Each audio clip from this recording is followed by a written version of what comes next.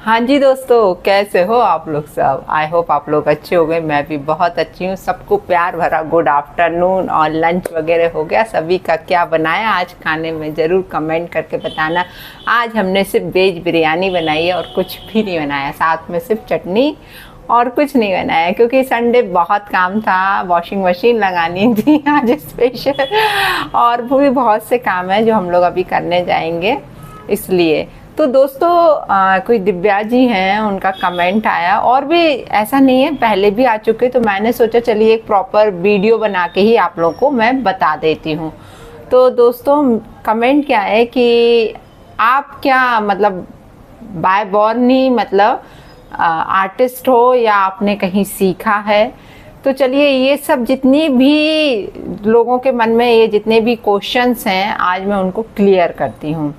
Actually मैं आप लोगों को एक चीज़ बता देती हूँ कि मैं मतलब बाय बर्थ ही ये चीज़ मेरे में आई है, और वो कैसे आई है मैं आप सब बताती हूँ। देखिए हमारे घर में कोई भी आर्टिस्ट नहीं है, ये बस मेरी माँ को थोड़ा सा शौक है, लेकिन आर्ट वाला नहीं, क्रिएटिविटी उनमें है, वो करती रहती थी।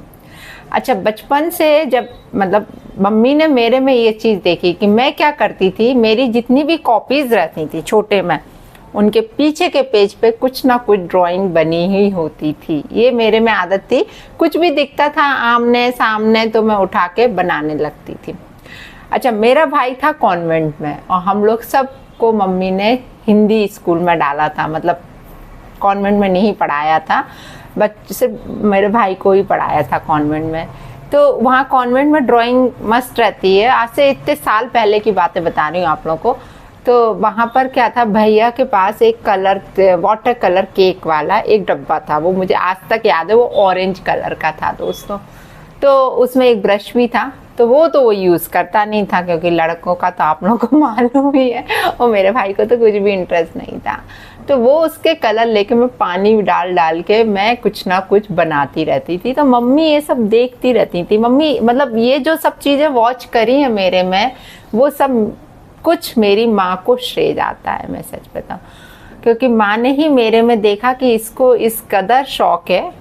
तो मम्मी ने मुझे first time Fevicryl acrylic colour ला के दिए, तब शायद मैं बहुत छोटी थी, शायद 5th 6th में होंगी तब की बात है। और मेरी जो कजिन सिस्टर जो मेरे से काफ़ी बड़ी थी, उस टाइम पे MSc कर रही थी और मैं 5th 6th में थी, तो वो पेंटिंग्स वगैरह करती थी। तो मम्मी ने कहा कि तुम भी दीदी के साथ बैठ जाया करो, वो जो कुछ करती है तुम्हें भी कुछ कुछ आएगा। तो उनको देख देख के मैं भी बनाने की कोशिश करती थी ऐसा। तो धीरे धीरे धीरे मतलब ये सब चीज़ें अपने आप इम्प्रूव होती गई। मैं पहले फैब्रिक का ही ज़्यादा काम करती थी, फेविक्रिल कलर से ही कुछ भी बनाना या फिर पेंसिल से सिर्फ ड्रॉ करना, क्योंकि कहीं कुछ नहीं सीखा था, कोई भी नॉलेज नहीं थी कि किसी और से। और देखो आजकल इतना सोशल मीडिया है, सब कुछ है, लोग कहीं ना यूट्यूब से देख लिया, गूगल से देख लिया, कहीं पिंटरेस्ट से देख लिया, कितने सारे छोटे छोटे वीडियोस डले रहते हैं और लोग सीख लेते हैं। लेकिन उस टाइम पे ये सब कुछ भी फैसिलिटी नहीं थी क्योंकि मोबाइल ही नहीं था, कहाँ से सीखते। और हम इतनी छोटी जगह से बिलोंग करते हैं, क्योंकि अब काफ़ी डेवलप हो गया विदिशा, लेकिन उस टाइम पे कुछ भी ऐसा नहीं था, इसलिए माँ को भी नहीं मालूम था कि कहाँ बच्ची को सिखाएंगे, क्या करेंगे। बस खुद से ही मैं जो कुछ कर रही थी पिक्चर देख देख के उसकी कॉपी करती रहती थी बैठी बैठी। हुआ दीदी के पास बैठे, थोड़ा थोड़ा उनको देख के नॉलेज गेन किया कि वो कैसे ब्रश चला रही हैं, क्या कर रही हैं ऐसा, तो उनसे नॉलेज मिली। और आप लोग बिलीव नहीं करोगे, 13-14 साल की हुई तो भाई ने भी देखा कि यार ये तो बहुत अच्छा काम करती है, मतलब बहुत ही अच्छा, बिना सीखे इतना अच्छा कर रही है। तो जब मैं 15 ईयर की थी ना, तब भी मेरी कुछ फ्रेंड्स ने मेरा काम देखा, तो वो बोलती कि हमें सिखा दो। तो मैंने कि ठीक है, मैंने अपने घर में पूछा कि वो लोग ऐसा बोल रही है कि सिखा दो, तो मम्मी कह रही तुम्हें भी जितना आता है सिखा दो कोई देख। तो वो लोग आए, तो उन्होंने पैसे का भी बोला। तो पहले मैंने सोचा कि रहने तो यार क्या करना है, तो मेरा भाई बोला कि नहीं यार तुम एज ए प्रोफेशन इस चीज़ को लो ना। तो फिर मैंने, आप बिलीव नहीं करोगे, उस टाइम पे मैंने 100 रुपीज़ उनसे लिए और उनको पेंटिंग सिखाई ऐसा। तो ऐसे मेरी क्लास की शुरुआत हुई है, मैं आपको बताऊँ 100 रुपीज़ से मैंने सिखाना चालू किया। कोई क्लास का नाम नहीं, और जहाँ हम लोग रहते थे, ये घर तो बहुत बाद में बना है, बहुत बड़ी बाखर थी और सब बाखर मेरे पापा का परिवार बहुत बड़ा रहा है, पापा 6 भाई और काका बाबा के भी, ऐसे करके 15 फैमिली, करीब 10 से 15 फैमिली वहाँ पर रहती थी। तो छोटे छोटे कमरे मिले हुए थे, तो वहाँ पर बच्चे आना शुरू हो गए। एक के थ्रू एक को पता चला कि अरे यार वो बहुत अच्छा पेंटिंग सिखाती हैं, और आने लगे। मेरा खुद का प्रैक्टिस होने लगा, इसी तरीके से मेरा प्रैक्टिस होने लगा, करने लगी काम। अब मैं, आप लोग बिलीव नहीं करोगे, हिंदी मीडियम से पढ़े हैं, तो मात्र 18 साल की उम्र में मेरा बीकॉम फाइनल हो गया। अब मैं क्या करूं, मुझे समझ नहीं आ रहा था कि मैं एमकॉम करूं कि नहीं करूं, क्योंकि हिंदी मीडियम से पढ़े थे। 3 साल की उम्र में फर्स्ट में नाम लिखा गया था, कोई नर्सरी नहीं, कोई KG1 नहीं, कोई KG2 नहीं, मात्र आप खुद लगा सकते हो कि 12 क्लासेस वो और 3 क्लासेस सिर्फ 3 साल बीकॉम के। तो 18 साल की उम्र में जो अब लड़कियां 12th करती हैं, हमने बीकॉम फाइनल हो गया था हमारा। अब क्या हुआ कि हमने कंप्यूटर ज्वाइन किया। हमने कि यार कुछ और भी करना है, क्लासेस ले रही हूँ, वो सब चल रही हैं, इवन मैं ऑर्डर पे साड़ियाँ वगैरह डिजाइन करके देती थी, ये सब भी चल रहा था। और ड्राइंग, सिर्फ सिंपल ड्राइंग चलती थी कि मैं सिंपल पेंसिल से किसी का भी फेस बना लेती थी, ये सब चल रहा था। क्योंकि कुछ भी आइडिया नहीं था, क्या टूल्स होते हैं, क्या कुछ होता है, ये कुछ भी नहीं पता था। अब मैंने ज्वाइन किया कंप्यूटर, यहाँ पे क्लास खुली थी एपटेक करके, वहाँ पर बेसिक कोर्स कर रही थी मैं कंप्यूटर का। तो वहाँ एक आंटी आती थी, शुरुआत यहाँ से हुई है। दिव्या आप सुन लेना, क्योंकि आपको ज़्यादा ईगरनेस है कि मैंने कहाँ से क्या सीखा है। तो दिव्या क्या हुआ बेटा कि वो आंटी ने पहले उनको किसी ने बताया कि मंजू बहुत अच्छी आर्टिस्ट है, बहुत अच्छा यहाँ पे क्लासेस वगैरह लेती है, कुछ लड़कियों ने उनको बताया क्लास की। तो वो मेरे से बोलती है अच्छा है तो तुम अपना काम दिखाना। उन्होंने अपने बारे में कुछ भी नहीं बताया। मेरा एक एल्बम तैयार करके रखा था मैंने, पहले क्या कुछ भी बनाती थी फोटो क्लिक जाके स्टूडियो पे लेके, क्योंकि घर में तो मोबाइल था नहीं, जो भी बनाती थी स्टूडियो लेके जाती थी, उसकी फोटो निकलवाती थी, ऐसे करके अपना एक एल्बम तैयार कर लिया था, ताकि कोई आए तो उनको दिखा सकें कि हम क्या सिखा रहे हैं, क्या, इस तरीके से। तो वो एल्बम लेके मैं कंप्यूटर क्लास गई, तो वहाँ पर उन्होंने देखा तो वो जस्ट शॉक्ड, कहले यार तुम तो बहुत अच्छा काम करती हो, तुमने कहाँ से सीखा? तो मैंने कि नहीं आंटी अभी तक सीखा नहीं, बस दिमाग ही लगाती रहती हूँ, घर में ये छोटा मोटा, मेरी दीदी, कजिन दीदी पेंटिंग करती थी तो उनको देख के थोड़ा बहुत। तो कह ली तुम में तो बहुत ज़्यादा टैलेंट है। और फिर मेरे कुछ स्केचेस वगैरह भी देखे उन्होंने सिंपल पेंसिल के। तो मेरे से बोलती हैं कि अच्छा एक्चुअली क्या था, वो बॉम्बे की थी और उन्होंने वहाँ से उस टाइम पे फाइन आर्ट किया हुआ था। तो बोलती हैं कि तुम मेरे पास आना, मैं तुम्हें एक चीज़ दिखाऊंगी। कहने तो मैंने घर आके मम्मी से बोला अपनी, मम्मी कहने चली जाओ अपनी सिस्टर्स के साथ। तो मैं अपनी दीदी के साथ वहाँ पर गई और मैंने वहाँ देखा उनके घर में ऐसे बैक में पीछे साइड एक बहुत बड़ा स्केच बना हुआ लगा था चारकोल से। तो मैं यार जस्ट शॉक कि यार ये इतना सुंदर कैसे बन गया, मेरे से इतना डार्क ही नहीं आता, क्यों नहीं आता?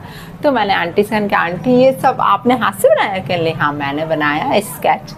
तो कह ले तुम्हारा बहुत अच्छा है बेटा, और मैं क्लासेस नहीं लेती हूँ लेकिन मैं तुम्हें ज़रूर बताऊँगी कि इसमें क्या चीज़ यूज की गई है। तो सच में उन्होंने कहा कि तुम सैटरडे के दिन आना, ऐसा बोली। तो मैं उनके पास शनिवार को पहुंच गई अपनी स्केच बुक वगैरह लेके।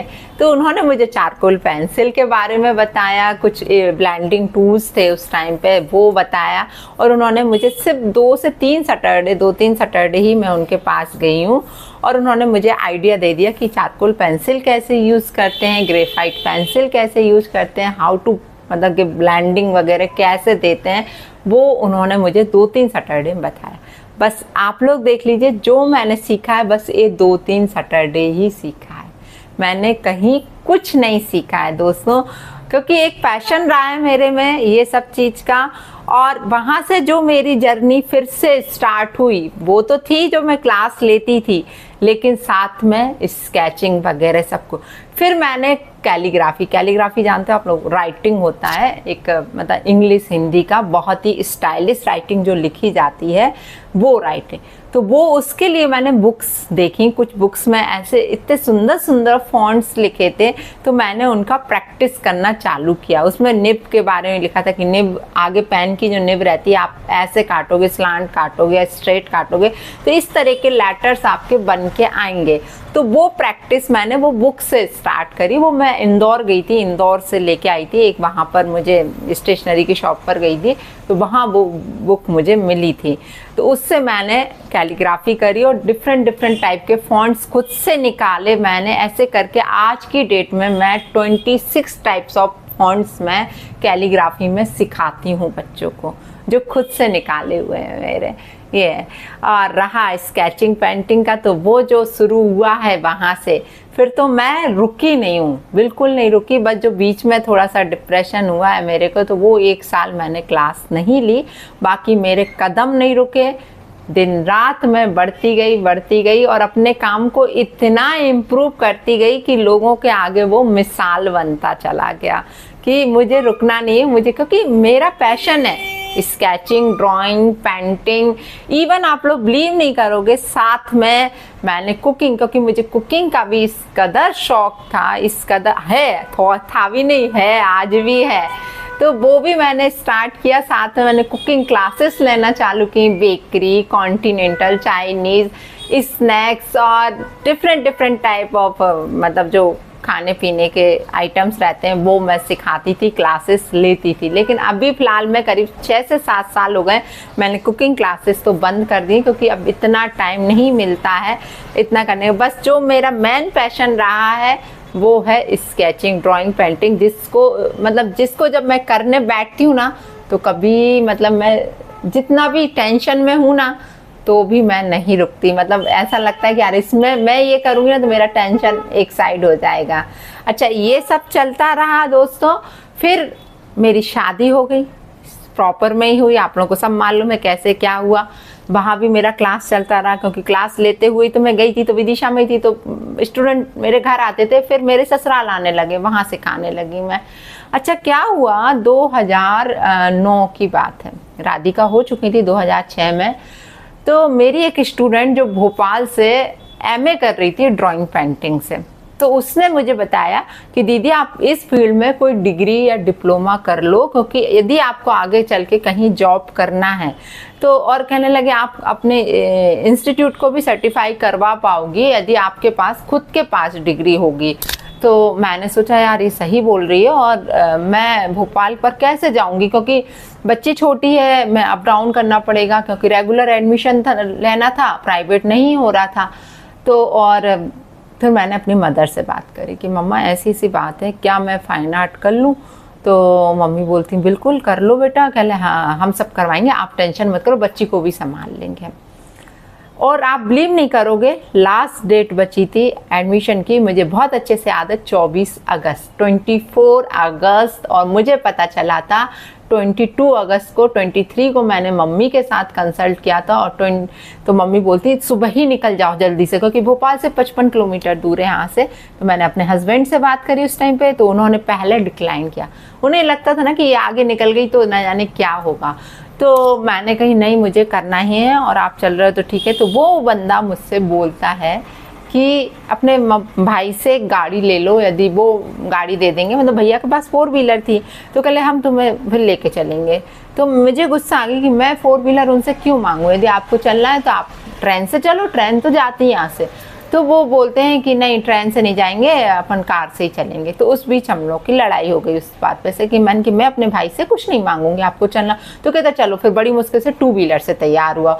तो वो 2 व्हीलर से हम लोग मुश्किल से 1 किलोमीटर भी आगे नहीं गए, विदिशा आउट ही नहीं निकल पाए। बारिश बहुत तेज चालू हो गई, क्योंकि 24 अगस्त का दिन था, अगस्त का टाइम था, बारिश का मौसम। जैसे बारिश शुरू हुई तो वो बंदा मेरे ऊपर चिल्लाने लगा, बहुत तेजी से चिल्लाने कि कहा था कि भाई से गाड़ी ले लो, क्यों नहीं ली तुमने, ऐसा सब। तो मैंने इनसे बोला कि ठीक है आपको नहीं जाना। वो मुझसे बोलते मैं नहीं जा रहा। अब उन्हें मालूम था कि यदि ये कर लेगी तो ये बहुत आगे निकल जाएगी, क्योंकि वो मुझे किसी ना किसी तरीके से रोकना चाह रहे थे दोस्तों।